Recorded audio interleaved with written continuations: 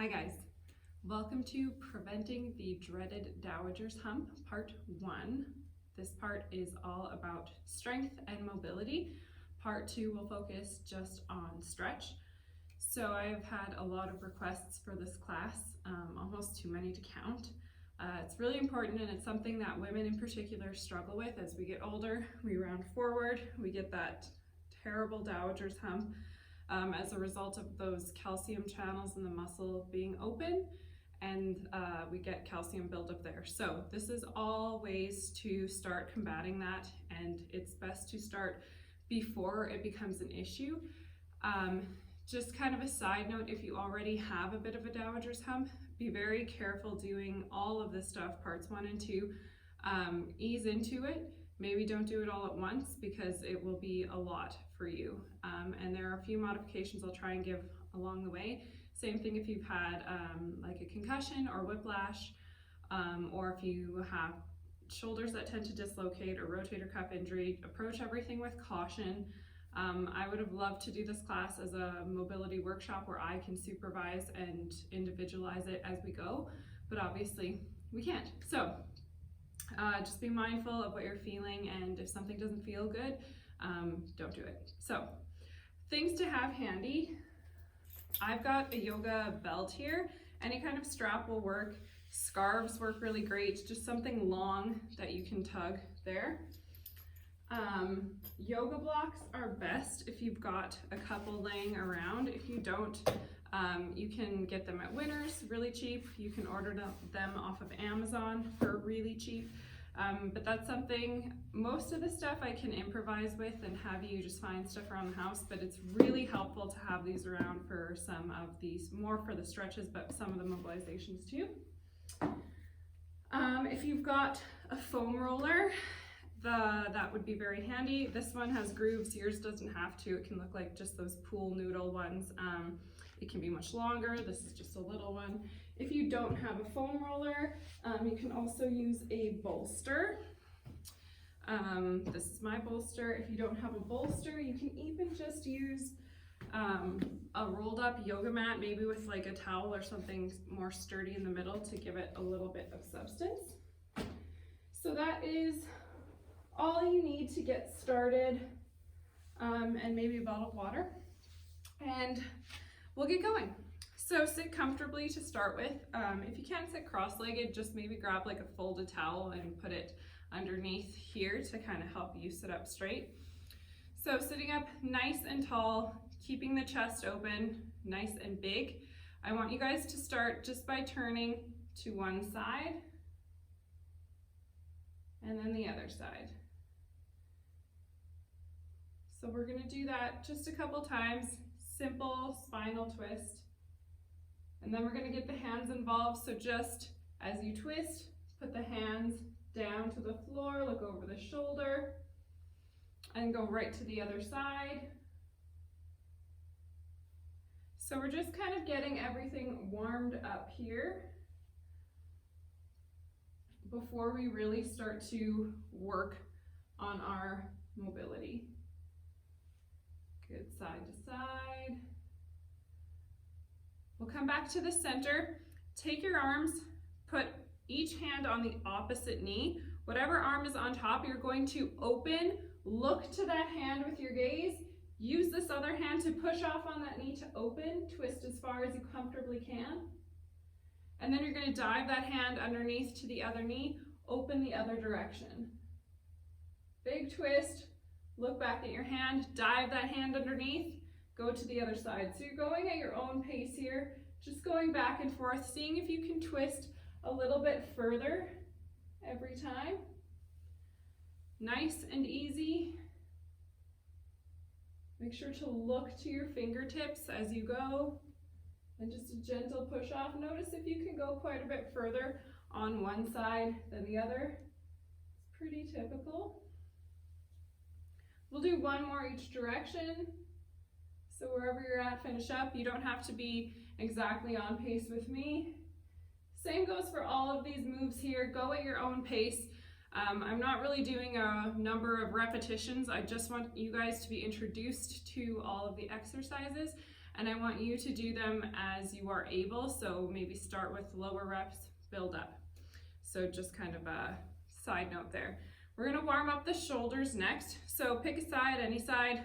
If you've got shoulder issues, I like to start on the better shoulder. So fingertips go to the top of the shoulder, and you're just going to start by making small circles forward with your elbow. Because we are predominantly rolled forward today, it is better to kind of start going forward. It's usually more comfortable for the shoulder. And you can make your circles a little bit bigger as you go. Nice big circles. And then we'll switch directions, so circling back behind. Again, being just really mindful if you've got shoulder issues, stay in your range of motion, whatever's comfortable.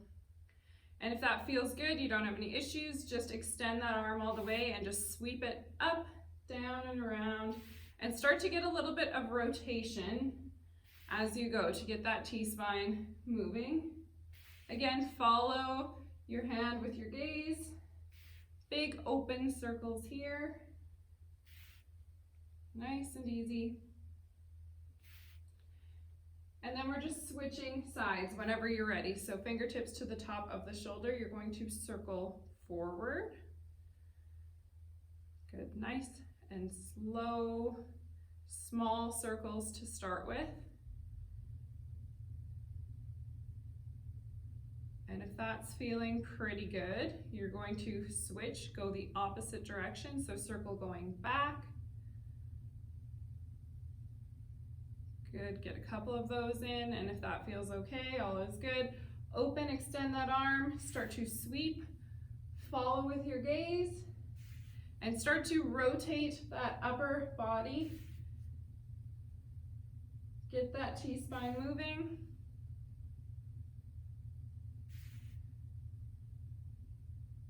Good, nice. Simple warm up. We'll do one more. Big circle, good. One more warm up for the T-spine. So this is where, if you've got a foam roller handy, that is great. If you don't have a foam roller, try a bolster. If you don't have a bolster, use that rolled up yoga mat. You just want something underneath the shoulder blades, something of substantial size, maybe even a coffee can if you're desperate, if you've got nothing. So just place the foam roller kind of right at the bottom of your shoulder blades. So kind of, if you find your rib cage up a little bit from there, right at the bottom of the shoulder blades, bring your feet flat on the floor, knees bent, hands go behind your head for support. So before we go into extension, I'm gonna have you lift your hips off the floor. So push those heels down, lift the hips, and then if you need to adjust, roll down a little bit, and then drop your head down towards the floor, and then let your hips rest on the floor. So it's really important here to support your head. I'm just supporting with my hands. However, if you've already got a bit of a Dowagers hump going, if you are already pulled forward quite a bit, if you've had whiplash, concussion, vertigo, I would take something of substance, a yoga block or a pillow or something underneath the head to let it rest there so there's a little more support, but I'm just going to use my hands. So again, lift the hips, drop the head first and then the hips. So again, hips go up, your head goes down, your hips follow. And then just take some nice deep breaths here and let everything open. So you can adjust here if it doesn't feel right, if it doesn't feel good. Lift the hips up, roll the foam roller either up towards your neck more or down towards your hips more, and then try again. It's a little bit different for everyone. So lift the hips first, find that happy spot, and then rest. And just breathe.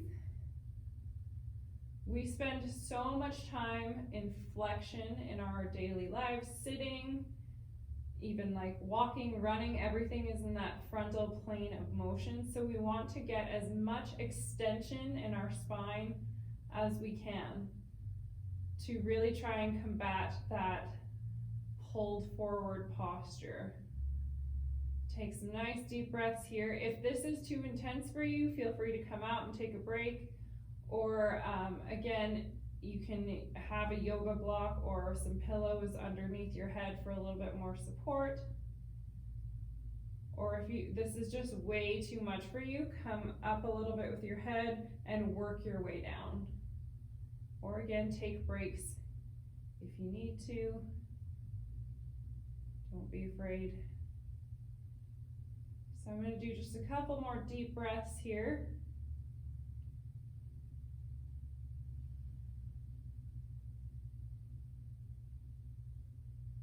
Good. And when you're ready, again, support the head. So if you were on a block or a pillow, put your hands behind your head and support the head up. And then we're going to come all the way back to sitting. So you can set your foam roller, whatever you were using, off to the side to start with. And we're going to get into a little bit of work. So again, sit comfortably. If you need that blanket underneath to help you sit tall, do that. You're going to take your hands behind your head, elbows wide, hands go behind the head, chest is nice and open. So as we do this, try your best to keep your rib cage pulled down to your hips. Anytime that you lift the arms overhead, your rib cage is going to lift some, but you want to try and avoid the flaring of the rib cage. That means that your T-spine is compensating, it's not mobile, and your shoulder blades are not rotating properly. So focus on, try and pull, actively engage your core, pull that rib cage down, and then when you lift, see where you go. So hands go behind the head, actively pulling that rib cage down. So not letting it flare out. Pull that rib cage down, elbows wide. You're going to turn all the way to one side as far as you can go, probably not very far for most of you if you're having issues here. And then you're just going to dip that back elbow gently down towards the floor. Come back up to the center, other side. So turn down towards the floor. You might notice, I can definitely notice, I am way tighter on one side. And just repeat at your own pace. So again, you don't have to follow me exactly. But you may notice that one side has way more range of motion and one has way less. That is totally normal. And that's what we're trying to kind of fight against. So dip, up, turn, dip, back up, turn. Again, be mindful of that rib cage not to flare too much, so pulling it down if you need to readjust, reset. If you find yourself cheating. Good. We'll do a couple more here. And again, if you're finding this is really uncomfortable or really tight, or you're already sore, don't do everything all at once or start with fewer reps. So go ahead and drop your hands down to the floor. So next we're going to work on activating the anterior muscles of the neck, which tend to shut off when we are pulled forward. They get short, they are inactive. While these muscles get kind of all the attention, typically if you get a massage, you get rubbed back here, you strengthen back here, but this kind of gets ignored. So I'm going to turn to the side here so you can see a little bit better. So I want you guys, we're doing chin tucks. So when I say chin tucks, I don't want you tucking your chin to your chest. I want you to keep your chin level, parallel to the chest, so straight forward. And it looks funny, but I want you to push your chin directly back towards the back wall behind you and then relax. So imagine like if you're sitting in your vehicle or if you're against a wall, even if you want to sit against a wall, that works great too, because that will kind of give you a focal point here. You want to basically just push your head back into the chair, into the wall. So push, small move. Looks really funny, feels really funny, but trying to get these muscles to ignite. So just tucking that chin. This is something simple you can do pretty much anywhere in your vehicle, driving, at your desk if you're working all day, especially at your desk if you're working all day. So just tucking that chin, again, not tucking to the chest. Chin stays parallel to the floor and just going straight back. Feels super funny, but it will pay off.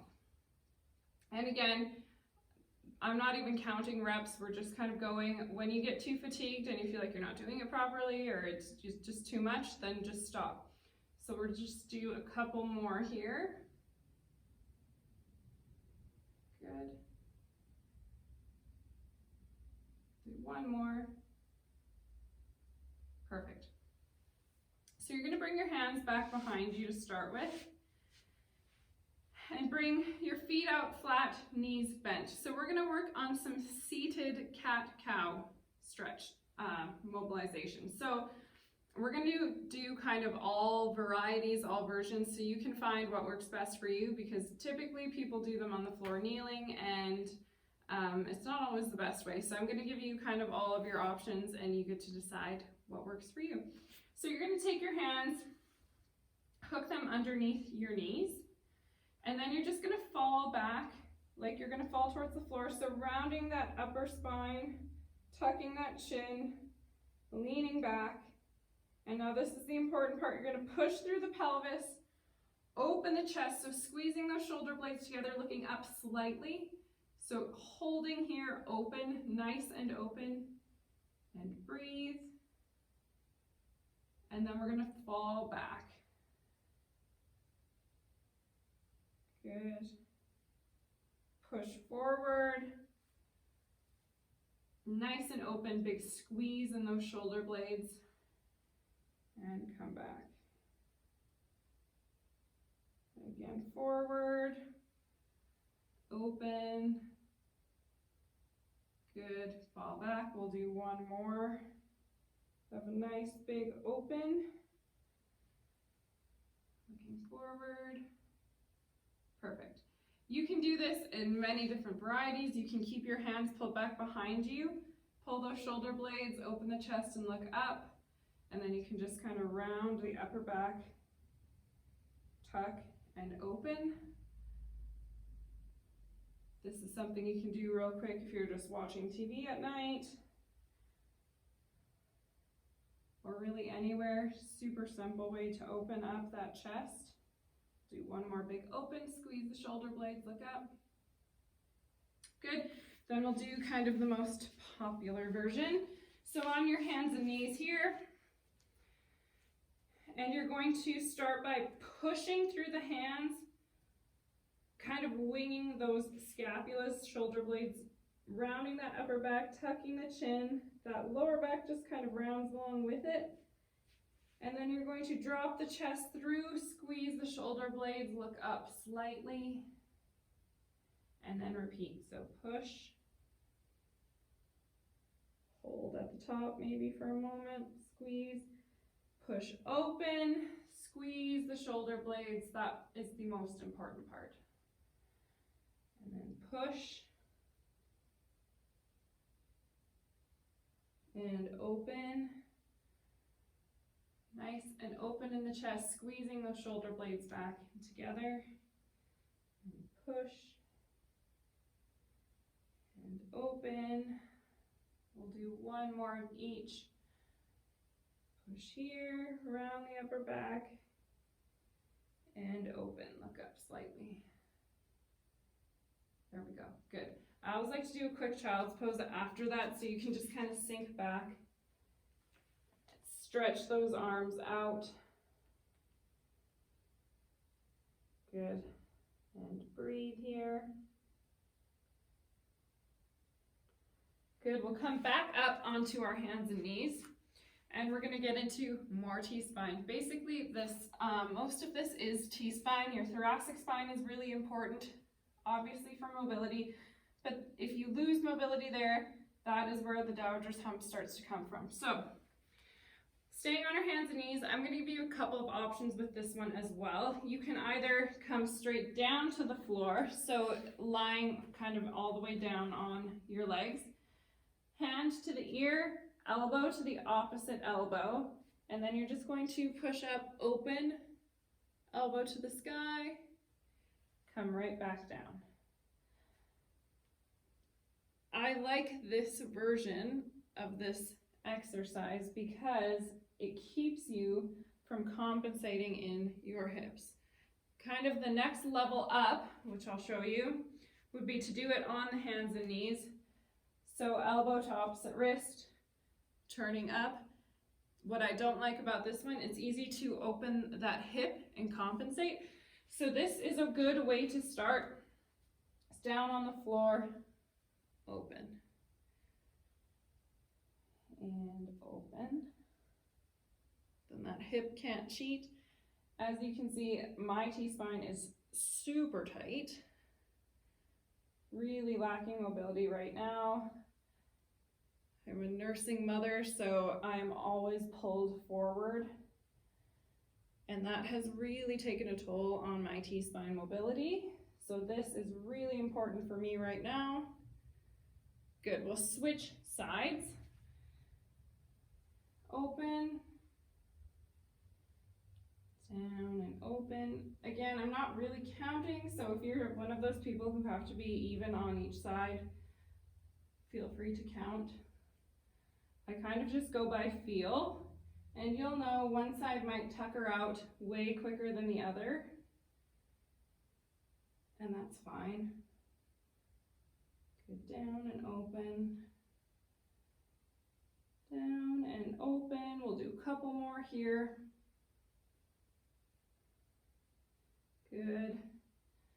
Now you have the option of staying there and continuing to do them there. If you want to try to level up and bring that elbow down to the wrist on your knees, turn and open, feel free. My back is cracking already. Down and up. Good. I'm going to go ahead and switch arms right away. If you're still on level 1, that's totally fine. Just stay there. Mostly just trying to expose you guys to all of this so when you're ready, you can decide to make it harder. So this would be the harder option. Good. And then you're going to come all the way down onto the floor, onto your side. So we're going to get back into more of the shoulders.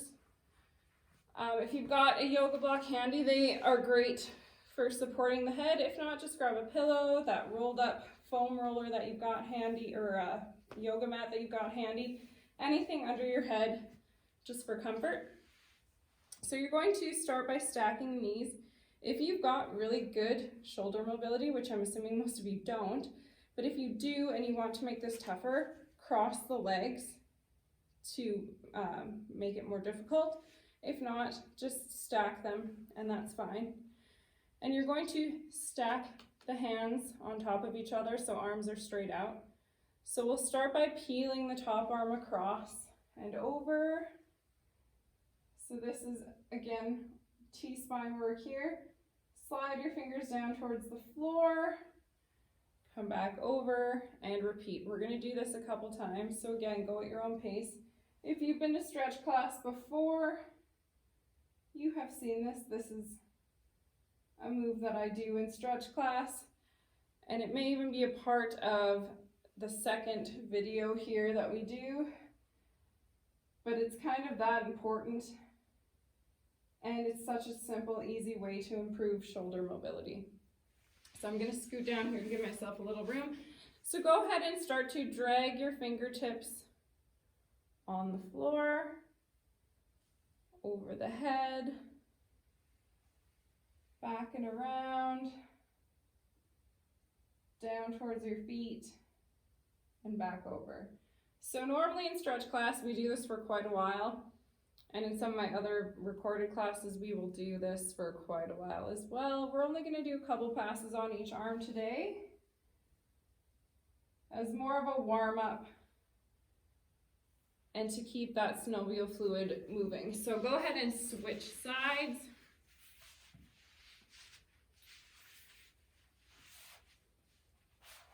So supported head, legs stacked, arms stacked.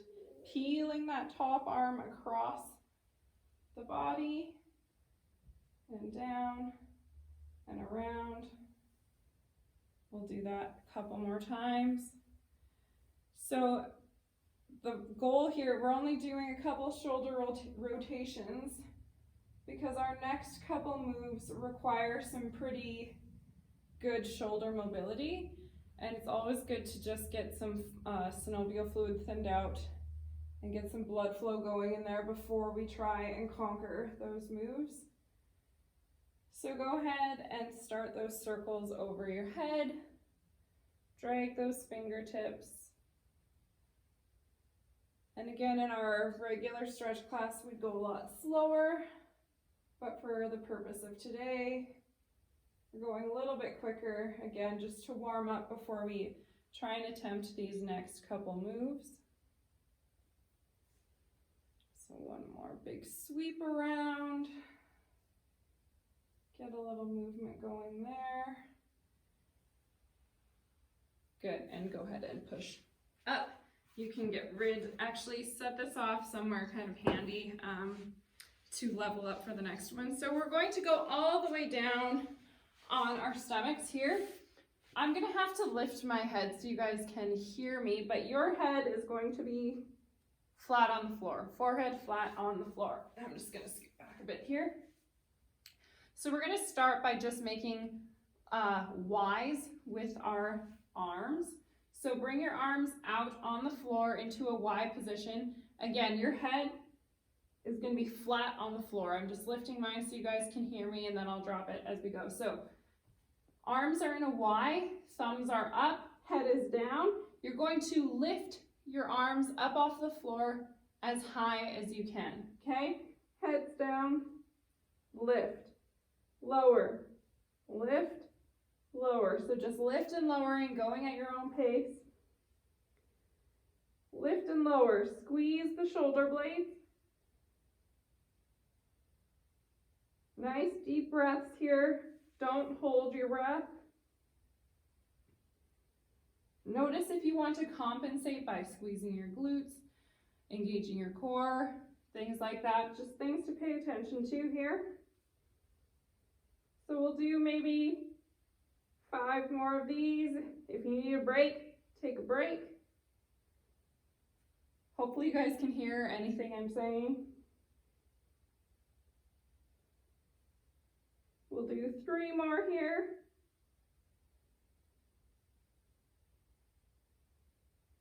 Perfect.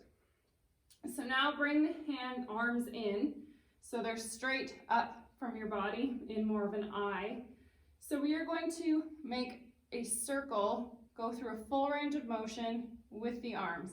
So again, your forehead's going to be down on the floor, just like this. I want you guys to hear me, so I'm going to lift mine a bit. And you want to keep your arms as high, lifted as high as you can the entire time.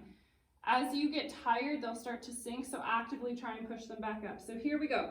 Head down, arms up, reach them around, keeping the arms high. Rotate the hands so the thumbs come in.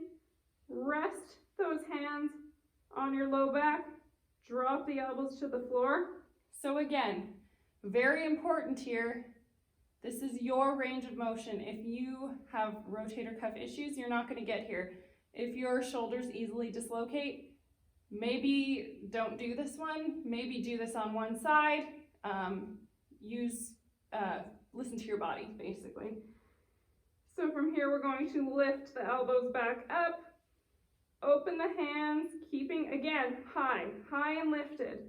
Rotate back to where we started, keeping the arms high. Repeat. Arms high. Rotate the hands on the low back. Elbows go down. Elbows lift up. Uncurl the hands. Keep those arms high. Rotate the hands. Keep those arms high as you return. And repeat.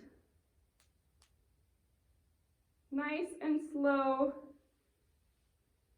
Drop the elbows in, maybe take a breath, lift up, arms high, as you get tired, your arms are not going to want to stay as high. Fight that as much as you can. And on that note, if you want to level up a bit here, take your yoga blocks and use them as kind of a gauge for how high you can go with your arms. So lift up over the blocks, back and around, and down. Lift up, over, and down. If you want to make it even harder, and I'm not even sure I can do this one right now, in the state that I'm in, make the blocks taller. So again, lift up. Ooh, that one arm kind of caught there.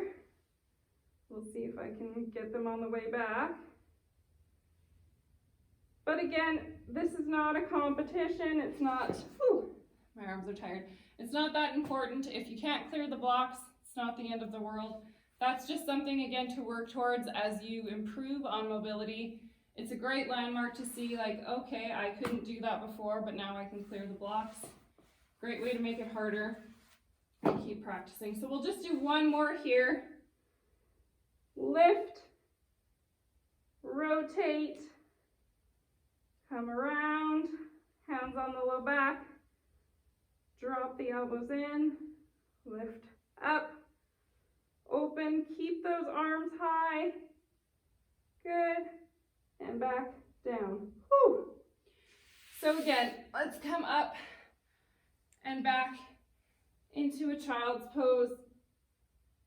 That's a lot of work on the shoulders. So take a couple deep breaths there. I'm going to grab a drink of water. Feel free to take a little bit of a breather. And we're going to move on to using the strap or scarf if you don't have a strap available to you. Whatever you've got that's long and pullable. So, whatever you've got, you're going to take it, pull it tight, and I want you to keep it pulled tight the whole time. So, the less shoulder mobility you have, the further apart your hands are going to have to be. So if you've got like hardly any, you want something really long because you're going to need that area space.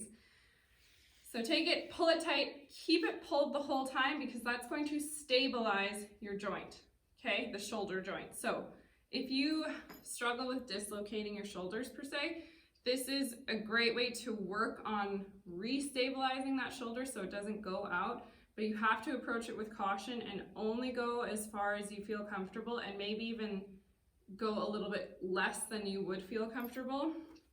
But the key here for everyone, but especially those people, is to pull tight to keep the shoulder joint stable. So you're stabilizing your joint when you're actively pulling. And then we're just going to lift up over the head, nice and slow. Still pulling tight here. Go down as far as you can. And then right back around. So still pulling actively, stabilizing that joint. So if you are somebody who has a loose shoulder joint that dislocates, maybe you can only go to here comfortably, but play around with that and make sure you're stabilizing the whole time. So we're just going to do a few of those. Rotate and rotate. Good. Pulling tight that whole time. You might notice after a couple passes you can go much further, or it just feels easier. That would be the goal. Nice and slow and easy. Maybe after a couple you can move your hands in a smidge, not a bunch, but you might be able to make it a little bit tougher. If you're like, oh yeah, I'm not really feeling much, scoot those hands in closer together. Still actively pulling the whole time. We'll do one more here. Pull, down, up, and down. Good. So you can set that off to the side for now. So we're going to get into plank position next for a couple of these. So if you've got shoulder issues, a lot of these, not all of them, but a lot of them you can do against the wall. I'll show you some variations. I'm just going to slip my socks off here so I'm not sliding. And so because I want you guys to see, I'm just going to take this part of my shirt off. Not to be risque, but so that you guys can see my scapulas winging and kind of hopefully get a feel for what we're trying to do. So we're going to get into plank position. If plank position is too hard for you, you can do this just on your hands and knees. We're not necessarily trying to make this a workout, or you can even do it standing against the wall. So I'll show you kind of all variations. So we'll start on our hands and knees just because that's probably the easiest version. One of the easiest versions. So you're just going to drop, we're doing scapula push-ups. So arms stay straight. You're not going to bend. You're not doing a full push-up. Arms stay straight, and you're going to drop the chest forward. So hopefully you can see my shoulder blades here are winging out, winging in, I should say. And then you're going to push through the floor, shoulder blades wing out. So it's a small move. And what we're doing here is trying to get the scapulas to move more functionally. So your scapulas are supposed to do quite a few things: elevate and compress, open, retract. And a lot of people struggle with scapular movement. So we're just getting started here. If this feels pretty easy, like you can tell that your scapulas are moving really well, then you can get into that plank position and drop, open. So again, that just makes it quite a bit tougher, but a great way to get that shoulder joint to stabilize as well as mobilize. If both of those don't feel comfortable, you can go ahead and do it against a wall. So retract, come forward. Just trying to get those scapulas moving. So hopefully that kind of gives you a good visual of how to do it against a wall. Choose whatever works for you, but just trying to get those scapulas out of that locked position. So next, now that we're here, we're going to level up and make it a little bit harder. So again, if plank position just doesn't work for you, I'll show you kind of like a modification here. But if you can get into plank position, I'm going to have you lift the hips like you're going into a down dog. Reach your arm across towards the outside of the opposite ankle. And then you're going to come all the way forward into plank. Repeat on the other side. So again, this is T-spine mobility, your friend, going to be your best friend by the end of this. Reach, come forward, and reach. If that is really not working for you, then stay on the hands and knees. Do thread the needle here, come back up, switch to the other side. So this is the modified version. If you can do the full version with the plank, go back to doing that. But if that was just not working for you, this is a way to still get some of that mobility going. So going side to side, we'll do one more each way. Good. Come back up. So we'll give our shoulders a little bit of a break, and we'll flip on over to your back. So knees are bent, feet are flat on the floor. You're going to lift the hips, so squeeze the glutes, lift the hips high. You're going to take your arm, reach across the body. So lifting that shoulder blade off the ground, and then you're just switching sides. So this is a bit of a smaller move, trying to keep those hips up off the floor the whole time. Reach, come down, reach, come down. So by taking our hips out of the equation here, you're not able to compensate or cheat as much. So you may find you don't have very much range here, and that's fine. Just reaching across, trying to get that shoulder blade up off the floor. Big reach, come on down. Big reach, come on down. We have a big fascial connection between one shoulder and the opposite hip. It makes an X in your back, shoulder, hip, shoulder, hip. So by turning, we are actually getting mobility through this shoulder and the opposite hip. So big reach across, big reach across. Trying to activate that line of fascia. If you've got SI joint issues, this is an area to focus on. Trying to get that fascial connection moving and in sync again. So we'll do one more each way. Reach, reach. A lot of times you see someone with a shoulder problem and an accompanying hip problem in the opposite hip. They go together almost all the time. Someone comes in with a hip issue, they've got automatically an issue in the opposite shoulder. Happens way more often than not. So we're gonna go back into plank position. Gave you a little break. So I'll show you the easier version first, and then we'll get into a full plank. So on your hands and knees, we are going to, again, we're working on scapular stability and mobility here. So you're going to shift your weight onto one hand. So shift, lift the other arm up, come down, shift over the other hand, lift, come down. Shift, lift, shift, lift. So the shift is the most important. I'll turn here briefly. Sorry if you can see it on my shirt. But you're going to, starting here, shift, lift, shift, lift. The shift is the most important part. So in plank position, full plank, you're going to shift, lift, shift, lift. So again, this is your level up. Make it a little bit harder for yourself if it's too easy the other way.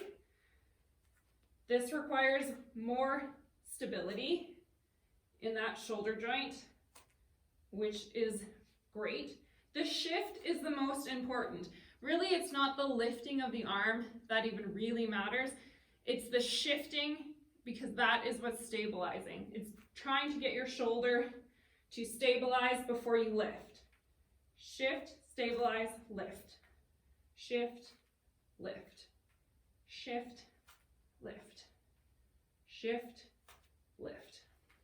Good. Come down. Do a quick child's pose here. You can do those for as long as you like. If you were doing kind of a simpler version, shift and lift, maybe do a few extra just to get that stabilization down. So next, I'm going to use a chair. You can use anything that you've got. I guess I didn't mention having a chair handy, but if you've got a coffee table handy or couch, whatever is near you, you can do it standing with your kitchen table, you can do it in the bathroom, over your tub. So just sit in front of something solid, and you're going to take your elbows, rest them on whatever it is. So resting on the chair, just kind of scoot your knees backwards. You're going to touch your fingertips to your shoulders and drop the chest down towards the floor. Good, and just breathe here. So if you work at a desk or if you sit a lot, this is a move I would try and do as much as you can during the day, because again, we're trying to fight that flexion and go into extension. So just hanging out here, taking some nice deep breaths.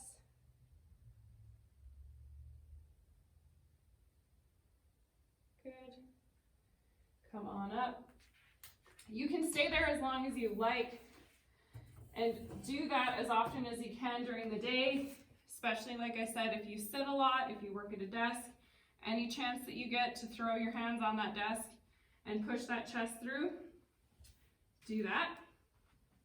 And so we're going to finish up here with a chest opener that I'm going to feature in the second video also, but it's probably the best one and one of the best ways to put you into extension. So I like to use yoga blocks for this. If you don't have them, I'll show you different versions of it with a foam roller, a bolster, full rolled up mat, and you can choose what works for you. This would be my preferred way to do it if I'm going to have you guys do it, because the block offers a nice push into the spine, which really forces that chest open and the scapulas in place. So this is a stretch I do on people, and I have them bring their elbows back and I physically push their spine forward, and everybody says the same thing, like, oh, that feels amazing, how can I do this on my own? This is the closest thing you can get to doing it on your own. So take your yoga blocks. The way that they're positioned is totally up to you. I'm going to do the tallest, oh, not the tallest, this position, the middle position. If you're super flexible in your T-spine, feel free to do the top position. If not, you can always do the bottom position also. So I'm going to go ahead and do the middle position here. So line it up, and you might have to wiggle it around a little, get up and change it a couple times. You want it right on your spine, so it ends kind of right at the top of your shoulders. So before you go in all the way into extension, this block is for your head, for support. Again, you can use your hands, you can use a pillow if you don't have two blocks. So just bringing your head down. So my supporting block is on a lower position here. You might not even need a block under your head if you're fairly flexible, if you've got good mobility. Your head might go to the floor. And then let those arms open up to the side so that chest begins to open, and just breathe. A lot of people tell me this is uncomfortable because the yoga block is digging in or whatever, but if you can bear with it, this is truly one of the best ways to open the chest, push that spine into extension instead of flexion, and just breathe.